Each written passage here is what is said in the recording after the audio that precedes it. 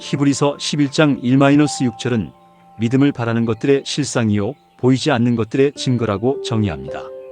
하나님께 나아가는 자는 반드시 그분이 살아계시며 그를 찾는 자들에게 상 주시는 이심을 믿어야 한다고 강조합니다.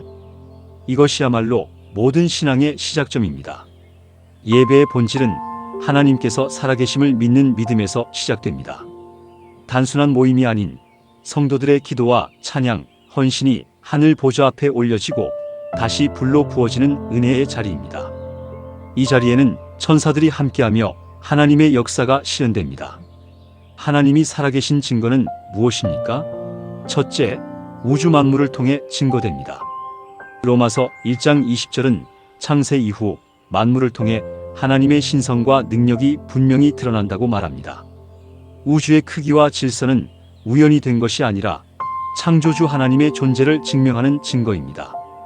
빛의 속도로 1년을 가는 거리, 즉 1광년을 기준으로 볼 때 우주의 크기는 무려 500억 광년 이상이며 그 자체로 인간의 이성을 압도합니다.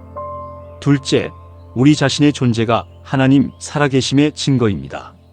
인류는 고조 할아버지부터 시작된 인간의 계보를 가지고 있습니다. 인간은 원숭이의 후손이 아닙니다. 창세기 1장에 기록된 대로 하나님은 생물들을 각기 종류대로 창조하셨으며 인간은 하나님의 형상대로 특별히 창조되었습니다.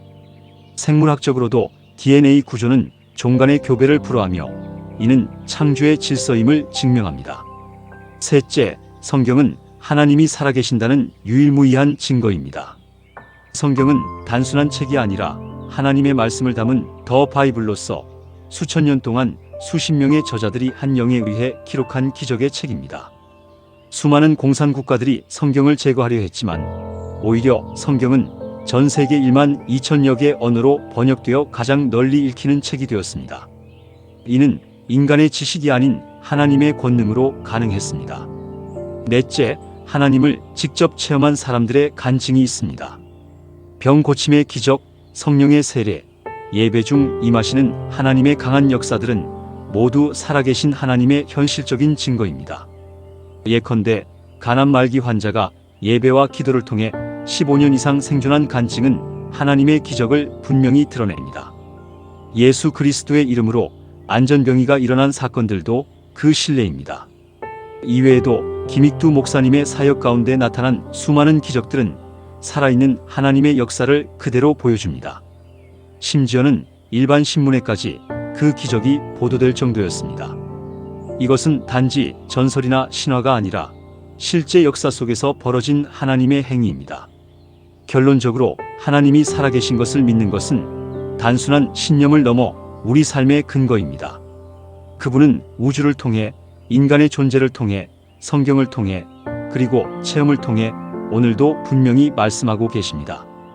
하나님이 살아계시다는 이 진리를 믿는 신앙 위에 우리 인생을 세워야 합니다. 하나님은 어제나 오늘이나 영원토록 동일하신 분이며 예배드리는 이 순간에도 동일하게 역사하십니다. 예수님은 무거운 짐진 자들아 다 내게로 오라고 하셨습니다. 이 말씀처럼 병든 자는 고침을, 지친 자는 위로를, 방황하는 자는 길을 찾게 될 것입니다.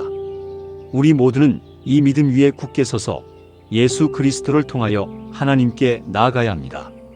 살아계신 하나님은 우리 삶 속에 기적을 이루실 준비가 되어 계십니다. 그분을 향한 확고한 신앙 고백으로 우리의 인생이 흔들리지 않기를 바랍니다. 할렐루야.